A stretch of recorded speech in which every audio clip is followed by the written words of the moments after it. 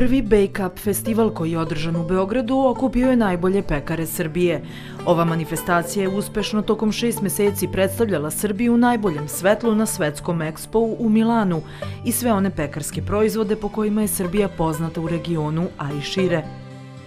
Više od 620.000 posetilaca je tokom 6 meseci moglo da poseti paviljon naše zemlje i da se uveri koliko smo gostoljubiv narod pre svega, a svakako da važan element te gostoljubivosti jeste i sam hleb koji je neizostavan deo naše kulture ishrane i mi smo tokom tih 6 meseci u Milanu predstavljali upravo gostoljubivost i našu kulturu ishrane kao i šta su naši privredni potencijali kada govorimo o proizvodnji hrane. S druge strane, prema rečima gospodina Malinovića, veoma važno za naš narod jeste edukacija na temu hrane, odnosno u ovom slučaju hlebu i ostalim pekarskim proizvodima.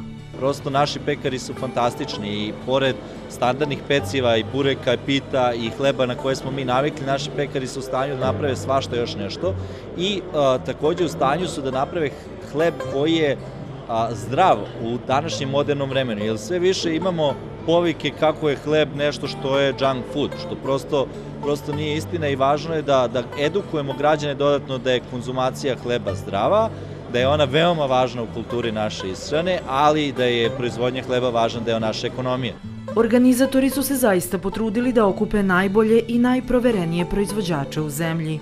Mi smo želeli da napravimo jedan festival koji će se baviti hlebom kao načinom života, načinom ishrane, ali i kulturom hleba, jer je hleb duboko ukorenjen u našoj istoriji, u našem načinu ishrane, a mislim da nedovoljno znamo o hlebu i mislim da trebamo posvetiti mnogo više pažnje, da znamo šta jedemo, da se više interesujemo i da na kraju krajeva prepoznamo ko su ti proizvođači koji nam nude najkvalitetnije hlebove. Ono što je sigurno jeste da smo birali samo izlagače za koje smo potpuno sigurni da prave izuzetno kvalitetan hleb.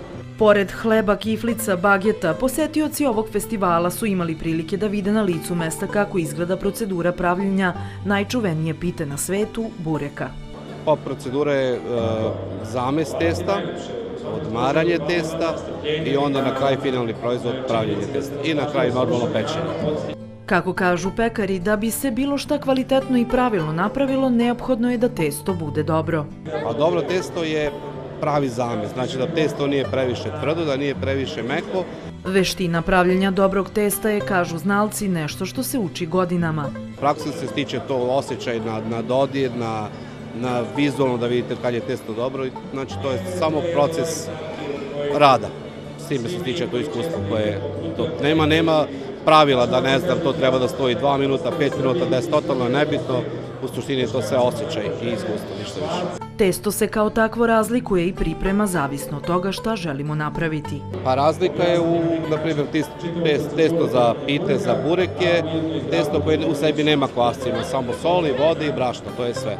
Ova druga testo ide kvasac, ide šećer, razni aditivi i ostalo sve što stavimo. Pita se može napraviti od kupovnih kora, a za one vrsnije od testa koji će sami napraviti. Osnova je svakako brašno, voda i so, a po želji kore, odnosno testo, možemo filovati slanim i slatkim dodacima. Šta god izabrali, jedno je sigurno, u piti ćete svakako uživati.